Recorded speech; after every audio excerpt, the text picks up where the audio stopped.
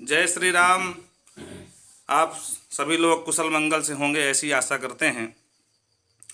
और वर्तमान की घटना है आजकल जो हमारे प्रदेश और देश में चल रही है, रामचरितमानस के ऊपर उठा विवाद स्वामी प्रसाद मौर्य जैसे धूर्त व्यक्ति के द्वारा, और भगवान जाने कौन सी मजबूरी आ गई संघ प्रमुख जी को, मोहन भागवत जी, कि उन्होंने पूरा ठीकरा ब्राह्मणों पर फोड़ दिया।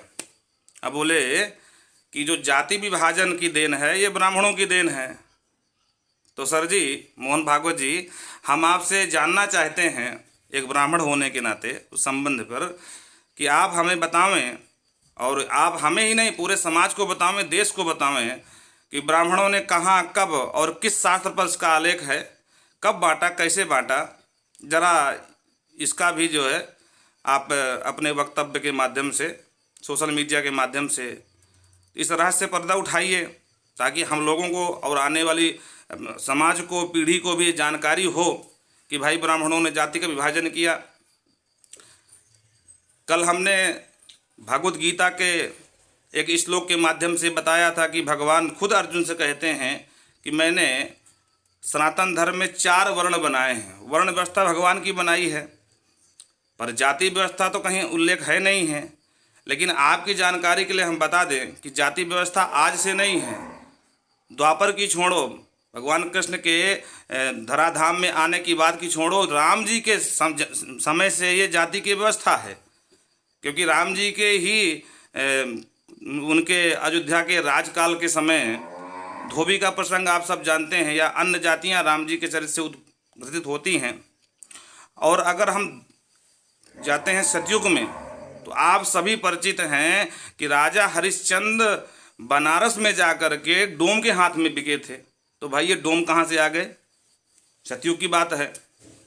कौन से ब्राह्मण ने कहाँ जाति का विभाजन किया, आप हमें बता दीजिए। ये नई नई जो जातियाँ बन रही हैं, नए नए जातियाँ बढ़ रही हैं, इसमें कौन से ब्राह्मण की भूमिका है भाई? अपने अपने नाम के आगे जो कुछ लोग फेमस हो जाते हैं तो एक अलग सा टाइटल लगा लेते हैं। जैसे उदाहरण के लिए हम आपको बताएं, हमारे इलाहाबाद के अभिनेता जी हैं, बहुत अच्छे हैं, बिग बी के नाम से आप जानते हैं। तो आप सभी जानते हैं कि है वो श्रीवास्तव, लेकिन अब बच्चन लगाते हैं। अब जितने भी आगे इनके कुल परंपरा में जो पीढ़ियां होंगी सब बच्चन लगाएंगी। तो कल कोई कह देगा कि भाई बच्चन जाति कहाँ से आई? बोले ब्राह्मणों ने बांट दिया।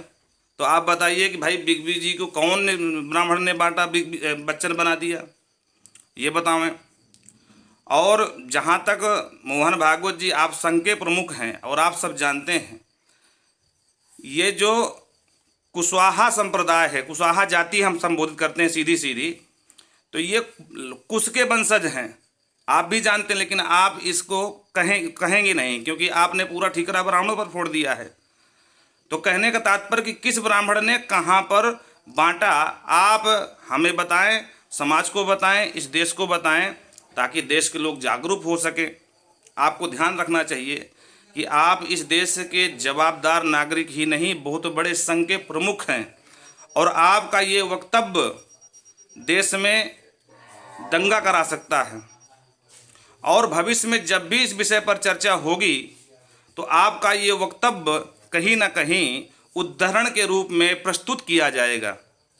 आप तो बोल के निकल गए, अब कम से कम ये भी बता दीजिए कि किस ब्राह्मण ने कहाँ पर कैसे बांटा है, आप इसका उदाहरण दें। और दूसरी बात, इसी भारत में जहाँ पर राम जी को 99% लोग अपना आदर्श मानते हैं, जो सनातन हैं, सनातनी, उनकी बात हम कर रहे हैं, और इसी भारत में उत्तर प्रदेश में जहाँ भगवान राम की जन्मस्थली अयोध्या है, उस उत्तर प्रदेश में रामचरितमानस की प्रतियां जलाई जाएं। अब इससे बड़ी शर्मिंदगी की बात क्या हो सकती है? हम स्वामी प्रसाद मौर्य आपको खुली बात आपसे कहते हैं कि अगर आप में क्षमता है तो कम से कम जो अन्य धर्म हैं, आप उनका एक एक पेज लेकर के जला के दिखा दीजिए, दूसरे दिन जीवित नहीं बचेंगे आप। राजनीति सिर्फ सनातन धर्म के ऊपर करोगे, कुठाराघात सिर्फ सनातन धर्म के ऊपर करोगे, बाकी कोई धर्म नहीं है, बाकी कोई संप्रदाय पंथ नहीं बचा के आपके लिए। नई नई आपकी मांगे हो रही है। आप कहते हो कि हम ब्राह्मणों के खिलाफ नहीं हैं, पर ब्राह्मणों की विचारधारा के खिलाफ हैं। नए नए वक्तव्य आपके दिए जा रहे हैं। समाज भी जानता है और हम भी अच्छी तरह जानते हैं। एक पहली बात तो आप विपक्ष में हैं, तो आपको कोई पूछने वाला नहीं है। अच्छा, दूसरी बात, दरबदलू हैं आप। अब हम खुली बात बोलते हैं, कभी किसी एक के होके रहे नहीं। भाई साहब, जब आप सत्ता की मलाई चाट रहे थे, तब आपको रामचरितमानस की ये चौपाइयाँ नहीं दिखाई पड़ी क्या? आँख में पट्टी बंधी थी हैं, या मोतियाबिंद हो गया था? जानकी कुंड से ऑपरेशन करा के लौट आए हो क्या? आप मायावती जी के शासन में सत्ता पर थे, इसी बीजेपी के पहले कार्यकाल के शासन पर सत्ता पर थे, और मौर्य जी आपकी खुद की सुपुत्री अभी भी बीजेपी की पार्टी से सत्ता पर है। क्या तब आप लोगों को ये रामचरितमानस की चौपाइयाँ दिखी नहीं? बात वो नहीं है, बात सीधी सी है कि हम न्यूज़ पर बने रहें और हमारी पब्लिसिटी बढ़ती रहे, इसलिए मनमानी तरीके ढंग से आप बयान देते हैं और समाज जो संगठित है उसको विकृत करने की चेष्टा करते हैं।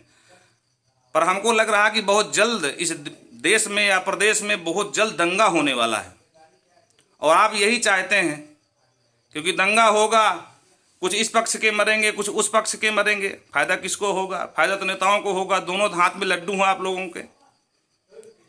तो कहने का तात्पर्य ये है कि अब अपनी जो कुत्सित मानसा ये आपने सोच रखी है, इससे बाहर निकलिए। और विशेष रूप से मोहन भागवत जी को कम से कम रामचरितमानस के, ठीक है हम मानते हैं, लेकिन आप एक विशेष बिरादरी या जात के ऊपर आपको कुठाराघात नहीं करने चाहिए था। और अगर आपके पास कोई साक्ष्य है, प्रमाण है, तो वो भी आपको प्रस्तुत करना चाहिए था, पर आपने ऐसा नहीं किया। आपने पूरा दोष ब्राह्मणों पर मढ़ करके और हाथ झाड़ करके निकल लिए। अब इसके बाद देश में क्या होगा उससे आपसे कोई मतलब नहीं है। एन केन प्रकारेण अपना उल्लू सीधा हो जाए, बाकी जनता कहीं भी जाए। तो हम आपसे यही पूछना चाहते हैं कि मोहन भागवत जी, आप सामने आइए और बताइए कि किस ब्राह्मण ने कहाँ पर, ब्राह्मणों की भागीदारी कहाँ है, आप बता दीजिए। वर्तमान में देख लो या पूर्व काल में देख लो, कितनी भागीदारी ब्राह्मणों की रही? ब्राह्मण कहाँ सत्ता का भोग भोगे हैं भाई? ब्राह्मण कैसे बांट दिए, आप बता दीजिए। तो हम समाज में एकता चाहते हैं, समाज हमारा संगठित रहे, लेकिन आप लोग क्या चाहते हैं ये समझ में नहीं आ रहा हमको। तो कम से कम प्रभु कृपा करो और एक बार आकर के अपने उसी वक्तव्य के ऊपर आप ये बता दीजिए। और अगर आपके पास कोई साक्ष्य नहीं है तो फिर आकर के देश से माफ़ी मांगिए, प्रत्येक ब्राह्मण से माफ़ी मांगिए कि हाँ मुझसे ये गलती हुई है, किसी ब्राह्मण ने जाति नहीं बांटी है। और अगर आप ऐसा नहीं करते हैं तो इसका मतलब कि किसी दबाव में आकर के आपने ये वक्तव्य दिया, आपने सोचा कि ऐसा बोल देंगे, ब्राह्मणों के ऊपर दोष मढ़ देंगे तो ये सारी बयानबाजी बंद हो जाएंगी।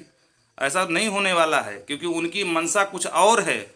उनकी मंशा है सत्ता तक पहुंचने की, इसलिए वो बार बार, एक बार नहीं। और सबसे बड़ी बात यहाँ पर ये है कि जब पार्टी का कोई विशेष पदाधिकारी कोई बात बोलता है, पहली बार बोलता है, तो हो सकता है ये माना जाता है कि उसका व्यक्तिगत ये विचार है, व्यक्तिगत भाव हैं। लेकिन बार बार उसी मुद्दे पर जब बोलता है और पार्टी प्रमुख कुछ नहीं बोलता है, तो ये माना जाता है कि कहीं ना कहीं पार्टी प्रमुख के इशारे पर ये सारे बयानबाजी हो रहे हैं। तो इसमें मौर्य जी ही दोषी नहीं है, इसमें पार्टी प्रमुख भी दोषी हैं। जिस पार्टी से वो हैं उस पार्टी के प्रमुख भी यही चाहते हैं कि देश में दंगा हो और दंगा का जो लाभ है वो हमारी पार्टी को मिले, और वर्तमान जो सत्ताधारी पार्टी है वो बदनाम हो, दंगा न रोकने के उपलक्ष्य में बदनाम करें और हम सत्ता पर पहुंच जाएं। तो ये जो आपने एक योजनाबद्ध तरीके से बयानबाजी करवा रहे हैं, तो इसको बंद होना चाहिए। सबके हित में है, समाज के हित में है। और मोहन भागवत जी, आपसे पुनः ये हम कहेंगे कि आप आइए और आकर के सामने प्रस्तुत होइए। अपने उसी वक्तव्य पर पुनः विचार करके और एक बार बताइए, अगर आपके पास साक्ष्य हैं तो प्रस्तुत करें। जय श्री राम, राधे राधे।